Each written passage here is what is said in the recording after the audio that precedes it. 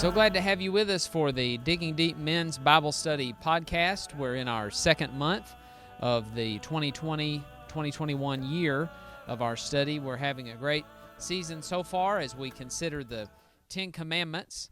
And today we're considering the importance of the Ten Commandments in the New Testament. Last month we talked about the significance of the Ten Commandments in the Old Testament.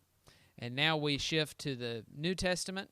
Of course, there is so much background material when we consider how the New Testament writers and how Jesus interacted with the law of Moses, so we want to explore that some. And for that, we're especially glad to have Ben back. Ben was not able to be with us last time due to illness, but he's back in the saddle again, and we're so glad for that. Good to see you, Ben. It's great to be here. Great to be over COVID, and I hope I don't do that again.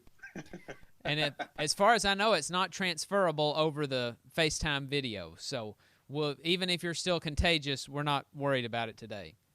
I guess. I don't know. We'll see what Dr. Fauci says about that. He might change his mind. I wanted to bring to everyone's attention that if you are not able to watch the podcast on Facebook, or if you would prefer to see the podcast another way, or if you're trying to share this with friends who aren't in the Facebook group, of course, you don't have to be in the Facebook group to watch the podcast or to even do the study. The Facebook is just part of the full experience of the Digging Deep study, but you can get the podcast on Google Podcasts, Apple Podcasts, and Spotify, and I have tried all three of those methods. I have found the podcast on all three of those platforms, and all you have to do is search Digging Deep Bible Study. You might not even have to use all those words in order to find it, but if you search Digging Deep Bible Study, then you will find it for sure. I don't think you have to put the word men's in there, but it's easy to find, and we are excited to be able to share this with anyone who wants to study these passages, even if they're not fully engaged in the study. Okay, Ben, we're going to begin today, I think, by comparing Exodus 20 and Deuteronomy 5, right? Yes, yeah. I just think that the similarities are interesting, but there's just a few variations. I found two small variations between Exodus 20 and Deuteronomy chapter 5. One of them being with the Sabbath. Exodus talks about your beast. Whereas Deuteronomy expands on that a little bit more. It talks about how the beast would be an ox or a donkey or any of your livestock. And then the fifth commandment with parents, Deuteronomy adds more to it, that it may go well with you.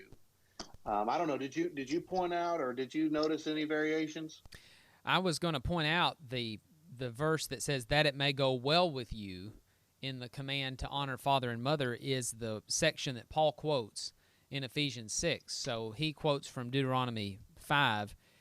I noticed also in the Sabbath, you mentioned the variations about the Sabbath law. Deuteronomy 5:15 has the Israelites remembering that they were slaves in Egypt.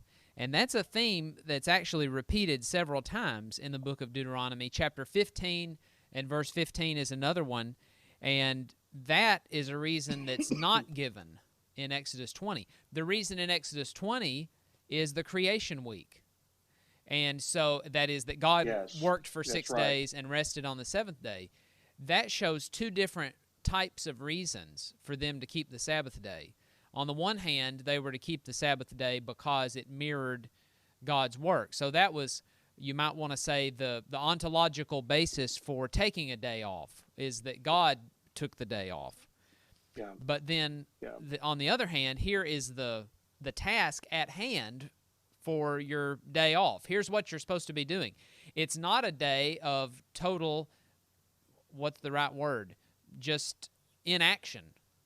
It's a day of remembrance, or a day of thinking about what God did in delivering the people of Israel. So notice that the Sabbath day would be special to these Israelites, not just because God commanded them and nobody else to keep the Sabbath day, but also because there was a background in their history that made it a significant day for them. Gentiles would not have been able to appreciate that. Right. Although God has blessed everybody, God has sent his rain on the just and on the unjust, and God created the world for Jews and Gentiles alike. The Gentiles were not given that special day of remembrance of God's deliverance of those people. And then another difference I found between these two passages was in chapter 5, verses 1 through 3. And this is the preface or the prelude, but those are different.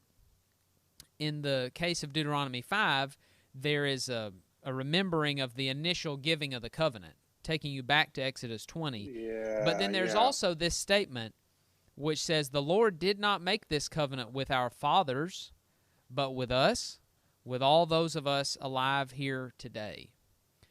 In other words, Abraham was not responsible for keeping this covenant, and Isaac and Jacob, but also, by implication, all the other people in the world, both at Abraham's time and at what was the present time for them. All of those people were unaccountable for this covenant. It was strictly for these people. And so that shows an understanding on the part of Moses and the Israelites that this was an exclusive covenant between two parties, between God and Israel. And I think we had a discussion last month about the nature of covenants, the nature of these types of agreements in different contexts. But that shows that the people had a concept of covenant between God and them. That's right.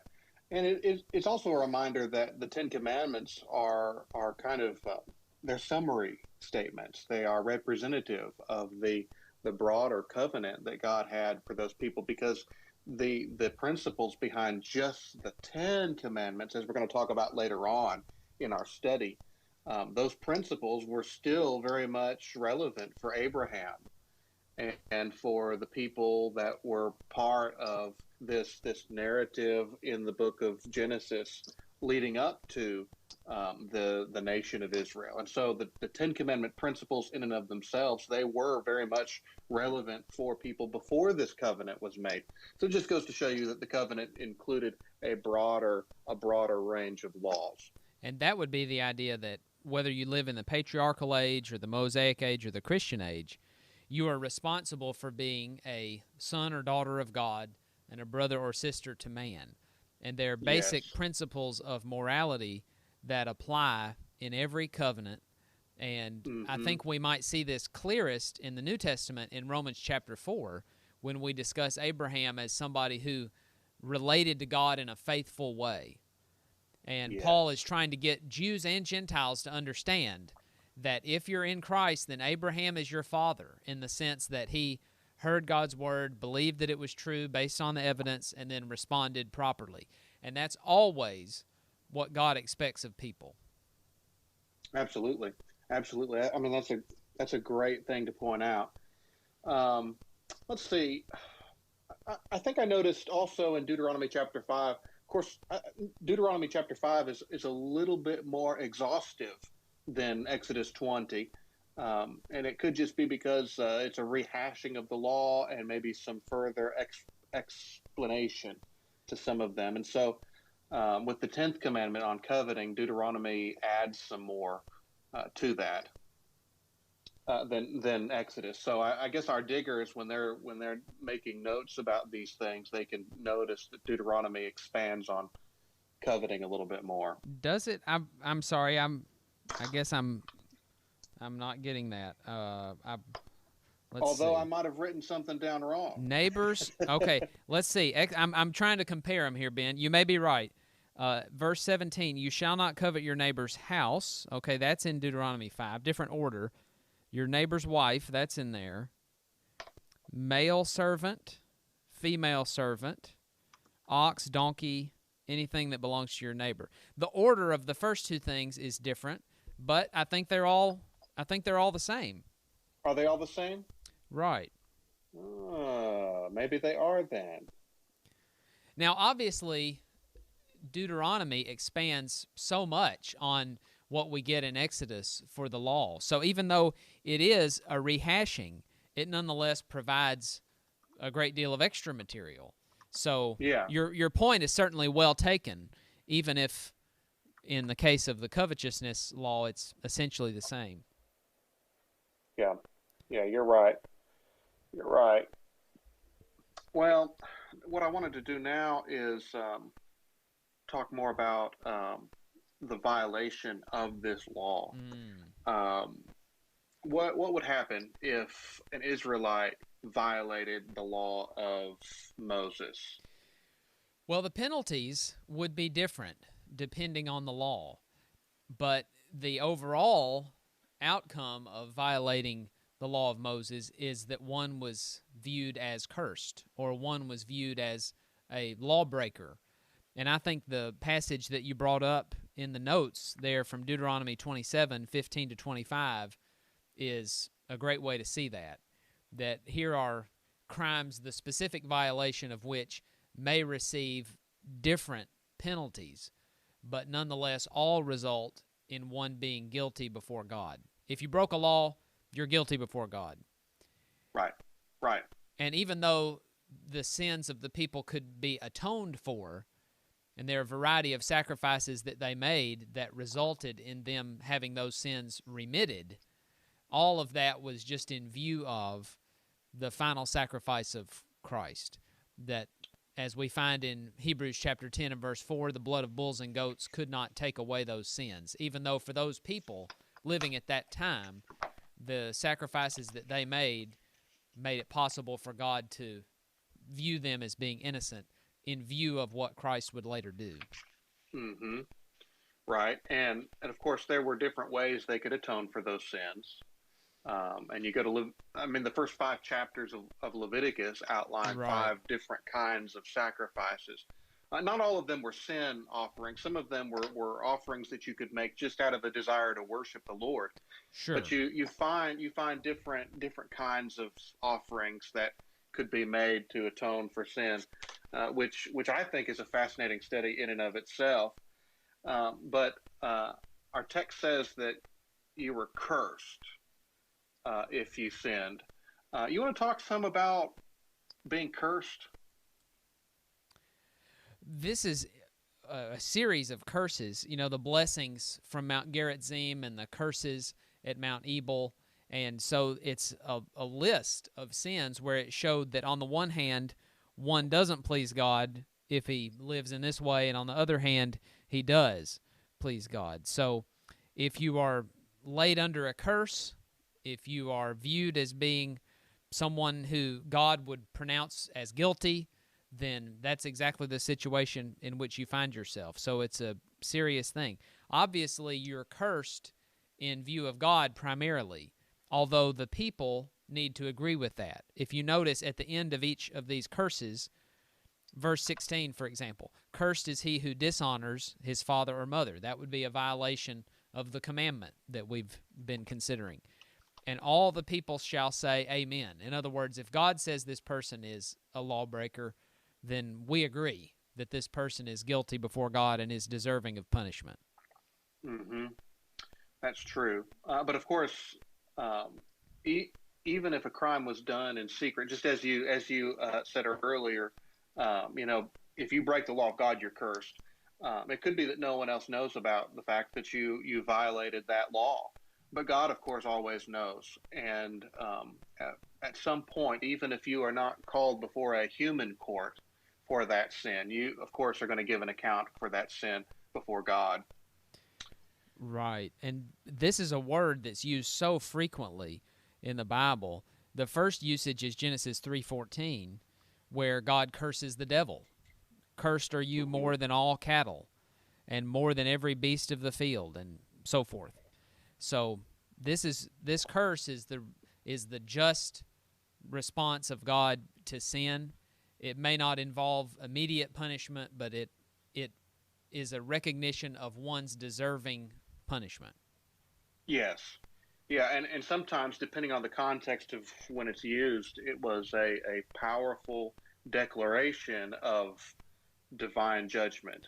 And probably even if it didn't carry the death penalty here on earth, there was divine judgment. What were you saying?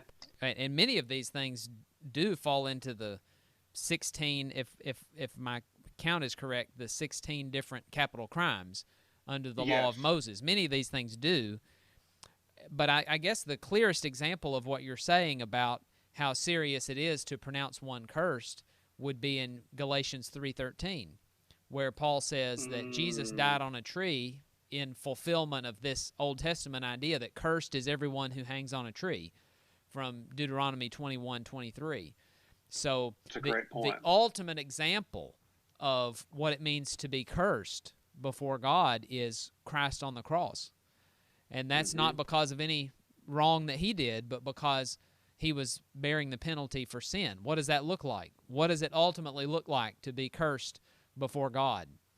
Well, just look at the cross, and you'll see the disastrous effects of the curse-bringing sin.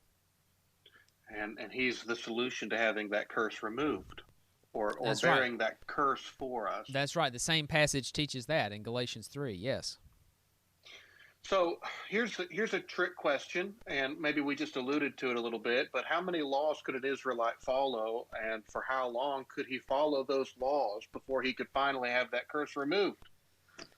Right. Well, what do you think? If it's a trick question. Well, I mean, couldn't an Israelite, once he realized that he was guilty of sin, couldn't he just go back to living a righteous life, and over time he would be forgiven of that sin? In a sense, this is why it's a trick question. In a sense, it's true that an Israelite could perform one action and have that sin forgiven, which was making the requisite sacrifice, if that was what was authorized, or asking God for forgiveness, or maybe add to that, make restitution for what one had stolen from some other person, or whatever the case may be. Do whatever the law of Moses taught in order to get back in a right relationship with God. It wasn't the case that just because a person sinned one time that he was necessarily doomed to be lost forever. God had a way for them to be forgiven. So in the same way that for a Christian, for a person living in the Christian age, we can get forgiveness after we sin. But it's always been true, whether you're talking about the Mosaic law or the Christian law or the patriarchal law, you cannot just live in a righteous way for any length of time and therefore earn God forgiving you your sin. In other words, if you've broken that law, you've broken that law and you're a lawbreaker. And so what a person needs to do is to do whatever God said in order to have that sin forgiven. And I think a clear passage on this is in James 2, verses 9 and 10, Yes. which says if you violate one part of the law, then you're a violator of the whole law. So you can't say, okay, I know I stole something, but I have never in my whole life committed adultery. Or I know that I took the Lord's name in vain, but I never in my whole life bore false witness, or whatever you want to say. If you've done any of those things, then you're cursed. You're a lawbreaker before God. So what do you do about it? And you must handle things the way God said, and you can get forgiveness. Absolutely. I think that's a great answer. And,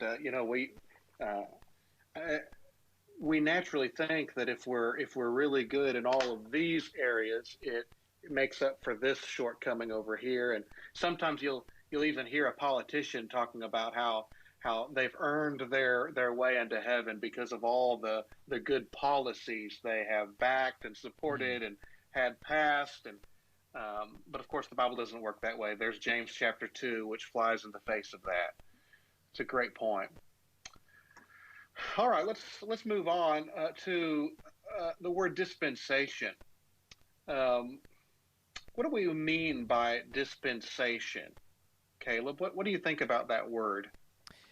Okay, well, a dispensation is, in English, refers to a giving out, something that is dispensed. You might think of a gumball machine, that if you put a penny in the gumball machine or however much it costs, then it will dispense your gum for you. So in biblical terms, we use the word. It's not a biblical usage. I mean, it's not used in the Bible this way, but we talk about the different covenants as occurring in different dispensations of time, or even dispensations of God's law, or dispensations of God's system of governing man, however you want to explain that. The word dispensation is used in the Bible to refer both to an economy or a system of governing, a system of management, like the management of the unjust steward in Luke 16, 2 and 3. That's the word dispensation for his management. But it's also used to refer to the management of God saving man through the preaching of the gospel. So that's God's system. It's a word that in Greek, it's almost it sounds just like the English word economy, oikonomia. And that's the word for God's system of management. 1 Corinthians 9:17, Ephesians 1:10, Ephesians 3:2, Colossians 1:25. So God has had different systems of management over the years. He's had the patriarchal dispensation and the Mosaic system and the Christian dispensation. Right. So, I mean, that, of course, that's true, and you're right. Dispensation is not a Bible word, but it's a word that we use to describe what we find in the Bible. And right. What we find in the Bible are different covenants that God has with different people or different groups of people. So, I mean, the Bible is full of commands, and of course, the skeptic is often quick to point out the supposed inconsistency of Christians for not following these commandments over here, but then really talking about these commandments and following these commandments over here. And the skeptic is often looking for gotcha moments. So how would you answer the skeptic, Caleb, who says, well, why aren't you building an ark? You know, why aren't we stoning homosexuals today? You know, why aren't we why aren't we stoning children who disobey their parents today? You know, why? I mean, you could think of all the different commands of the Old Testament that we are not following today, at least in direct application of those commands. How would you answer that? Because I would just suggest that we can know which covenant under which we are living. We can figure out whether the patriarchal law applies to us or the Mosaic law or the Christian law. And it's obvious from reading the text of Genesis even that God didn't expect everyone to build an ark, even in that time period. That was a covenant just between God and Abraham in that instance. That was a command just for him. And if anyone studies the book of Hebrews, I think they can tell that the law of Moses doesn't apply to us today. Or if they study Romans or Galatians, I think they can understand that those are different requirements. Some passages that I wrote down, which are just, to most of our diggers, they're probably pretty obvious. You know, Jesus, he fulfilled the old law, Matthew chapter 5:17. He fulfilled the law and the prophets. You have Romans chapter 10, verse 4, for Christ is the end of the law of righteousness to everyone who believes. And of course, a really clear passage is Hebrews chapter 10, or rather Hebrews chapter 8, verse 13, which says he makes the first one obsolete in reference to the new covenant, which implies the existence of an older covenant. He makes that older covenant obsolete, and what is becoming obsolete and growing old is ready to vanish away. So there's passages throughout Hebrews chapter 8, Hebrews chapter 9, which make it very clear that there has been a transition of God's covenants, Right. which is really what we mean a lot when we talk about the Christian dispensation, the Mosaical dispensation, the patriarchal dispensation. We're really referring to different covenants, are we not? Right. That God has with people. That's right. And we actually had, if someone was not in the study, we had a pretty intense discussion of that 2 years ago when we had our foundational study. I think we had a month in which we discussed that. I'll try to put that on the Facebook group so that if you want to go back and look at that. And then we also had last year, we had Matthew 5:17 and 18 as part of our study of the Sermon on the Mount. And so we gave some attention to that, to the differences between the covenants and how you can know what covenant you live under and that type of thing. So I want to make sure that we give attention to what's been done so that you can go back and review. But Jeremiah 31 is one of the passages that's in our study this time, and we perhaps haven't covered that as much. So you want to talk about Jeremiah 31 for a moment? Yeah. I thought that might be a good one. Yeah, let's talk about. I mean, I think Jeremiah 31 is fascinating, and we can talk about that for a little bit, and maybe we will, in our conversation about that, we will answer some of the questions in this month's study relating to Jeremiah 31, and then maybe after that we can move on and do the same thing with 2 Corinthians chapter 3. Right. But what do you? Think about some really interesting things. What are some what jumped out at you from Jeremiah 31? About the new covenant, which is quoted, this passage is quoted in Hebrews 8, but there's going to be a covenant that's new, and it's going to be involving the house of Israel and the house of Judah, which means this has got to be a spiritual kingdom because the house of Israel had already ceased to exist as a nation and never would organize again at the time when Jeremiah was working.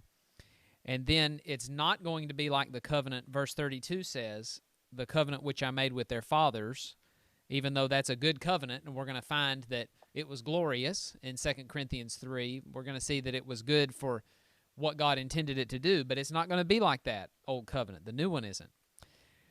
And then God says they broke this old one, and that's part of the reason there needs to be a new one, because in the Old Testament there was not a way to repair the brokenness between the people and God. So here is something that's radically different. This is the covenant, verse 33 says, which I will make with the house of Israel after those days. I will put my law within them and on their heart. I will write it, and I will be their God, and they shall be my people. That, of course, is true to a greater degree with the New Testament, but that principle that the law was to be in the hearts of the people was true of the Old Testament as well. And then in verse 34, they will not teach again each man his neighbor and each man his brother, saying, Know the Lord, for they will all know me, from the least of them to the greatest of them, declares the Lord, for I will forgive their iniquity and their sin. I will remember no more. And that's, of course, cited in Hebrews 10:17. But when the most curious part of this, when we come to this idea that in the Christian age, under this new covenant, which we know is the law of Christ from Hebrews chapter 8, we know this is the Christian age that's under consideration. We're not going to teach our neighbor saying, Know the Lord. That seems false in a sense, because we're all commanded to carry out the Great Commission. And I think that was what I was getting at when I was asking, which of the following do you think has the strongest scriptural support of these four options, A through D, in the study about how is it that in the Christian age we're not teaching our neighbors saying, Know the Lord? And I gave several possibilities, and maybe you find one or more of those persuasive. The Bible doesn't exactly explain what is meant by this, but I think we can come up with some plausible options. And yeah, and I ahead. think we probably agree on that. I mean, I was just carrying on that. I just think the contrast about how you enter into the new covenant as opposed to the old covenant. What are God's conditions to be part of that? I think that's probably the answer. And ultimate forgiveness is in Christ in the new covenant age, so there is no more remembrance of sin. Whereas under the Old Testament there was, because the priest had to make a sacrifice regularly to atone for the sins of the people. That's one of the ways, reading the Old Testament, that's one of the ways you can know that sins weren't finally forgiven. That is, the Day of Atonement happened every year, and those offerings had to be made repeatedly for the people so that their sins, so that they wouldn't have to suffer the punishment for their sins. It's amazing if you think about just how much blood was shed. And so I think we forget that. I think we forget when we really look at all the sacrifices that had to be made. The imagery of blood was seared into the minds of any faithful Israelite. Right. And that's lost. Unfortunately, that's lost on us today. But of course, that was the purpose. The purpose of these sacrifices was to teach us why we needed Christ. Right. Hebrews 10, 1-3 highlights that. Yes. Yes. And let's see. Now, Jeremiah 31 is quoted twice in Hebrews. Hebrews chapter 8, 8 through 12 and 13. And Hebrews chapter 10, verse 16 and 17. I think that's one of the questions. Where is Jeremiah 31 Great. cited? Of course, our diggers already know all that, don't they? They've already been through these. They've probably gone through it multiple times. That's right. What if I bet there's a digger out there somewhere that answered all of these just flawlessly, but except that one. They were just, right. where was it cited? I'll tell our diggers this. There is a lady who contacted me who's doing the ladies digging deep study, and was enjoying it so much that she wanted access to the men's study material too, so she could do both. And here's an overachiever for you. And there you so, go. I told her, you can't be in the Facebook group because it's just men in the Facebook group, but I'll send you it's published on the web. You can have the study notes, and the podcasts are on Google Podcasts, and you can go get them. And she's moving right along, and she found the error in the scripture citation that all the men had already found. And so, anyway, she is really on top of things, and so we appreciate that. She's probably covered this question already. She probably has. Good for her. I think that is interesting. I just think you're right for pointing out in verse 34 of Jeremiah 31. I think that is the most intriguing part of that section. No longer shall each one teach his neighbor and his brother. I think that's just interesting, and isn't that wonderful?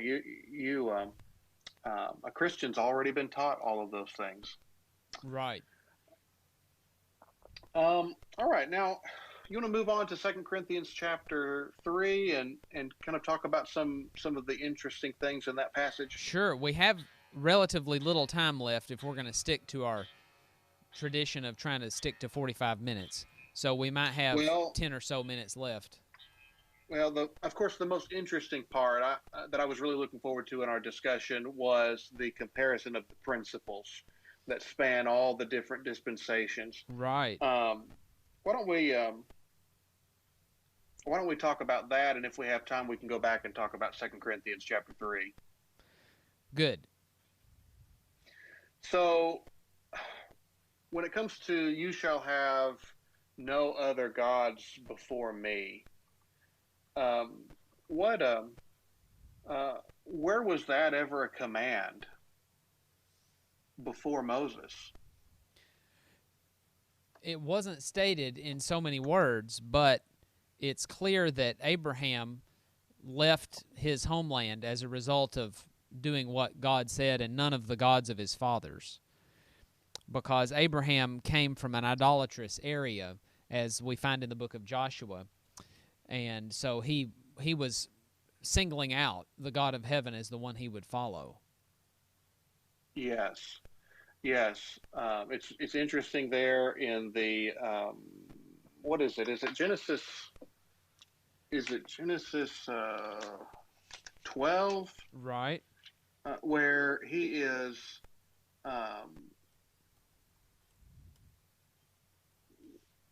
where he's surrounded by pagan people, but it's clear you can see his progression of faith where he is leaving the idolatry of his family. Right. Joshua 24. Very clear. Yeah, Joshua 24:2 is the passage that says that the father of Abraham and the father of Nahor, this is Terah. Terah's people served other gods. Yes, that's true. And so you can see that. That's a great passage. I have that written down somewhere. But it's interesting just watching his progression of faith, where he realized there's only one legitimate God, and he's going to be faithful to the Lord only. And of course, one thing that needs to be pointed out is everything that God has ever revealed to man is not preserved for us in the 66 books of our canon of Scripture. God clearly, when you look at the characters of faith, especially in the book of Genesis, there was more revealed to them than Right. was preserved for us. I would think we have in the patriarchal age, I would think we have more examples of breaking the moral laws of the Ten Commandments and the Yes. theological laws of the Ten Commandments than actual propositional statements, because the patriarchal law was not a written law. Right. And so, because remember, Moses wrote those books that revealed to us what was happening to Abraham and Isaac and Jacob. So they had an oral law from God, and the patriarchs were responsible for making sure that their families followed the law that God gave. But for example, thinking about you shall not commit adultery. Well, in both Genesis 10 and Genesis 20, we find that God had an expectation that people would not take Abraham's wife.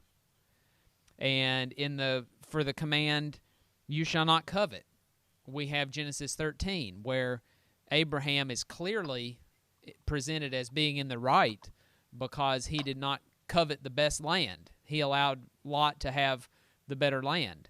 So I would think that we could go through each of these things and find, if not a direct example of either disobedience or obedience to that command, we could find behavior that would be in keeping with the law. For example, taking the name of the Lord in vain. I don't think we have an example where we see someone taking the Lord's name in vain.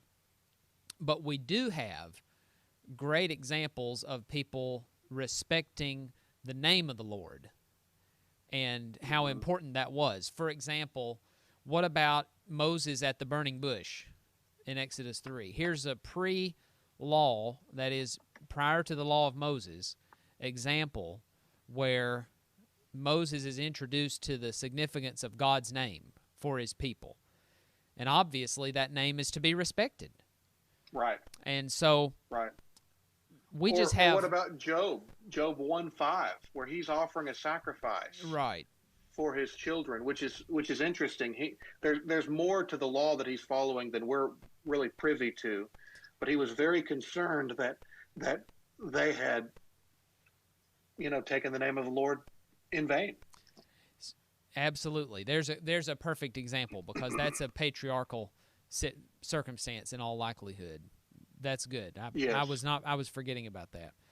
So I think you're on the right. I think we're on the right track here of thinking about examples, and like you said, we don't have as much information as we would like about what God expected of them and how God evaluated all of their actions. In one sense, we don't have as much as we would like, but in another sense, we say we believe that God is faithful in revealing just the amount of information we need about these things. And so we're not complaining about how much information is in the Bible. We're just saying sometimes we might wish for some more information. All right. Don't you long for the day where you can ask some questions about the patriarchal law? And of course, we might get to heaven and not really care about the details of the patriarchal law. But interestingly, on the other side of the coin, when we look at the Christian dispensation, yes. and what it says in reflecting what's already been revealed, it's pretty extensive. Yes. I mean, and you can find New Testament examples where there is a more direct reiteration of what's in the Old Testament. For example, you shall have no other gods before me. Well, 1 John 5:21 says, little children, keep yourselves from idols. Or you shall not make a carved image. Well, 1 Corinthians 8 goes into great detail about how to avoid ungodly entanglement with graven images and their worship. Or Colossians 3:5. Right. Put to death what is earthly in you, and then it goes on, which is idolatry. Yeah, covetousness is condemned right there. So there's your example. Or you shall not take the name of the Lord your God in vain. Well, we don't have a direct statement of that, but think about all the New Testament passages, not only that prohibit swearing, but that also urge taking the name of the Lord seriously, treating it reverently. You wouldn't use it flippantly if you believe what Hebrews 6:10 and 1 Peter 4:14 and 3 John 5-7 teaches. And then honoring your father and mother is directly copied over in Ephesians 6. You shall not murder. Murder is condemned in 1 John 5:13. You shall not commit adultery. That's condemned in Matthew 19:9 and Romans 2:22. You shall not steal. That's Romans 2:21. You shall not bear false witness. Lying is condemned multiply, but perhaps no more clearly than in Colossians 3:9. Or you shall not covet. That's in Romans 13:8-10. And also Colossians 3, verse 5, I think you said. So all of these are reiterated except the Sabbath. That's the one that is not, I just put a big NA next to that because that one's not applicable. That one is not brought over. You might say in an analogical sense, we're to not forsake the assembly in Hebrews 10:25, but that's a real stretch. Yeah, so it's a stretch. But of course, Jesus is one of the reasons why we have the rest. The Sabbath was designed to make us long for the ultimate rest. Right. The Sabbath, Hebrews 3 and 4 goes into detail about the Sabbath rest in heaven that awaits Christians. So the Sabbath day, it's interesting, the Sabbath day for a Christian, if you want to be technical about it from the New Testament, is nothing that happens on earth. It's something that's happening in heaven, and we'll get there one day. Or you think about this, Colossians 2:16 and 17 talk about how the Sabbath was a shadow of Christ. And so our diggers, they could actually write Christ in that box, how Jesus is the substance. The Sabbath was a shadow of what Christ represents. Very and good. So you have Matthew chapter 11:28-30, where Jesus says, "Come to me, all who are heavy laden, and I will give you rest." And I don't think that it's a coincidence that you have in Matthew 11 two stories about the Sabbath right after Jesus says that He is our rest. And so, there's a sense in which the Sabbath is carried over for Christians because Jesus is the fulfillment of that rest. And so there's different layers to what the Sabbath would represent. And I think this is good that we're going over this chart because the next 10 months are going to be spent in going commandment by commandment and seeing how this principle plays out throughout the rest of the Bible. So once we get in our minds the type of project we're doing, then it'll make each month be more fruitful because we'll have a concept of, okay, here's a command that's in the 10 Commandments, which we're not following today. Nobody's going to heaven. Nobody living today is going to heaven because they followed the 10 Commandments. Nobody living today is going to hell because they didn't follow the 10 Commandments. But those principles are worth our study because they are inculcated elsewhere in various ways. And God cares about these 10 things, and you can see these 10 things and why God cares about them throughout all the covenants, throughout all the dispensations. Right. And we have to keep a balanced view as we go through this study of the 10 Commandments about the value of these 10 because as our key text says from Romans 7, these commandments are holy and just and good. They are good for their purpose, and there is an intrinsic ethical value. There is a real moral goodness about these commands. And you can see that in the Old Testament and in the New Testament. And they were good also, not in terms just of their intrinsic ethical value, but also their utility for accomplishing with these people what God wanted to accomplish. And so that suggests to us that we should study them carefully and see how we should apply these commands in our own context. Yes, absolutely. Absolutely. So now that's one side of the coin, their value. But then when I talk about balance, the other side of the coin is this was the ministry of death in 2 Corinthians 3. And we don't probably have time to get into those details, but compare the language of negativity that Paul uses about the law of Moses in comparison to the language of glory that he uses about the law of Christ. Well, there was some glory. He's going to say this was a ministry of death, but it had some glory. That's the balance. And then in the case of the New Testament, it has only glory and nothing negative about that.